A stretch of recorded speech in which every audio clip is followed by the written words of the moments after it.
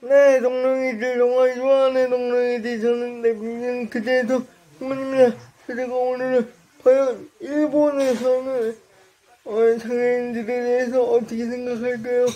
기사가 떴거든요. 한번 읽어드릴게요. 잠깐만요. 25일 일본 오사카 공항 비행기에서 내리자마자 찾아간 공공화장실은 한국에선 한 번도 보지 못한 구조였다. 고작 6에서 7칸에 불과했지만 모든 칸마다 일반 화장실보다 넓은 접이식문, 변기 옆과 문 뒤편에 설치된 안전바가 있었다. 덕분에 어느 칸이건 장애인도 편리하게 사용할 수 있었고 장애인과 비장애인이 똑같이 줄을 서서 차례를 기다렸다. 공공화장실 가장자리나 바깥에 따로 장애인 전용 화장실을 둔 한국과는 전혀 다른 모습이었다.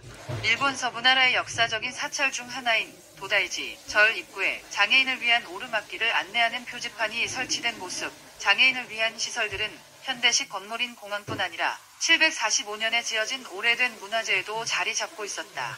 세계 최대의 목조 건물이자 일본을 대표하는 역사적인 사찰 중 하나인 나라시 도다이지 입구엔 장애인 경사로를 안내하는 표지판이 곳곳에 세워져 있었다. 입구는 5계단으로 그다지 높지 않은 높이였지만 코너를 돌면 장애인도 쉽게 절에 들어갈 수 있도록 경사로가 따로 설치됐다. 동네의 작은 술집을 제외하곤 기념품 가게 등 상점에서도 어렵지 않게 장애인 화장실을 볼 수 있었다.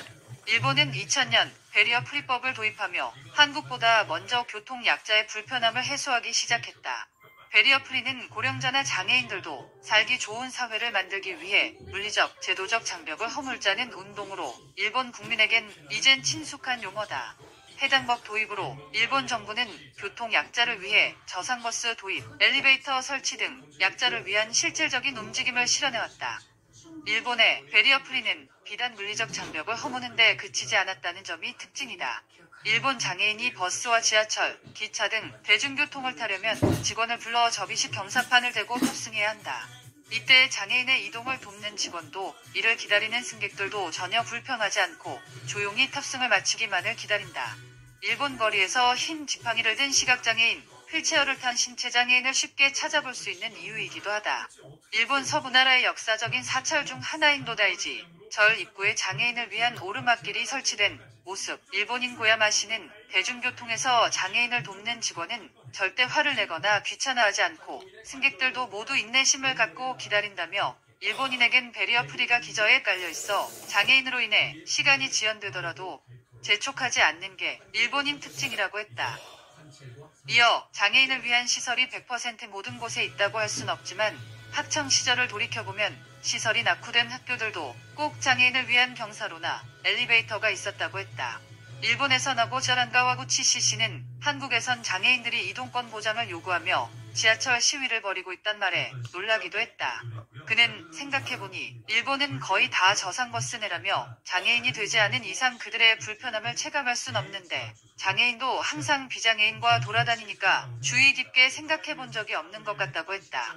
일본 여행을 왔다는 오모 씨는 한국에선 장애인들이 붐비는 시간을 피해 다니고 대중교통 이용도 적으니까 보기가 힘든데 일본에 오니까 거리에 장애인이 많아서 놀랐다고 했다. 우리도 일본처럼 물리적인 시설 설치뿐 아니라 지자체와 정부의 노력, 시민들의 인식, 변화 등 복합적인 요소를 갖춰나가야 한다고 전문가들은 강조했다.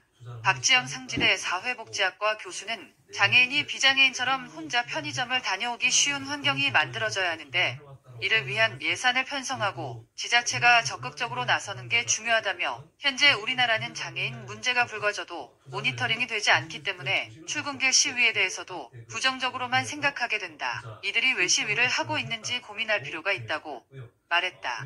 일본 오사카 공항 여자 화장실의 모든 칸이 장애인용으로 설치된 모습. 그러니까 이거 보면은 또 전정은이 이해가 되기도 해요. 일본은 벌써 이렇게 발전했으니까요. 장애인의 인식이 이렇게 발전했으니까 또 어느 정도는 이해가 되기도 하고요. 네, 그렇습니다. 일본의 복지가 되게 좋은 건 알고 있었거든요. 옛날부터 알고 있었는데, 근데 이 정도로 좋을지는 몰랐습니다. 우리나라도 빨리 이렇게 됐으면 좋겠네요. 네, 동물들 기사 내용이 조금 길어도 끝까지 봐주세요. 네, 동물들 오늘 컨텐츠 잘 보셨다면 좋아요와 구독, 알림 설정, 댓글까지 해주시고요. 저는 더 다른 컨텐츠로 찾아올게요. 그럼 농농이네 농농마이 유바 바이바이 안녕. 농바 유바 바이바이 안녕.